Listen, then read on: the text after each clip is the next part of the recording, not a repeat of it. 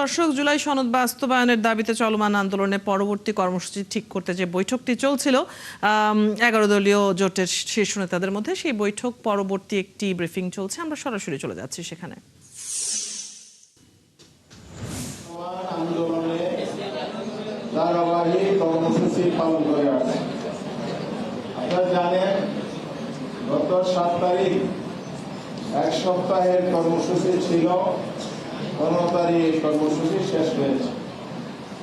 পরবর্তী কর্মসূচি নির্ধারণ, রাজনৈতিক পরিস্থিতি বিশ্লেষণ করে জনগণের সমস্যা সমাধান করবে, জনগণের পাশে দাঁড়িয়ে জাতির দুর্যোগকালে 11 দল তার কর্মসূচি অব্যাহত রাখা, আন্দোলন অব্যাহত রাখার লক্ষ্যে আজকে শীর্ষ নেতৃবৃন্দের একটা বৈঠক সকাল 11টায় এই আলফালা মিলনায়তনে শুরু হয়। এখানে সভাপতিত্ব করেছেন জাতীয় সংসদের মাননীয় বিরোধী দলের নেতা, বাংলাদেশ জামাত ইসলামের আমির এবং 11 দলের শীর্ষ নেতা ডাক্তার শফিকুর রহমান।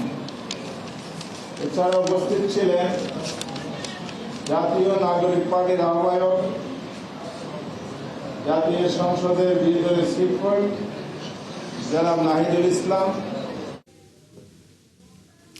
11 দলীয় জোটের বৈঠক পরবর্তী ব্রিফিংয়ে এতক্ষণ সরাসরি যুক্ত ছিলাম আমরা।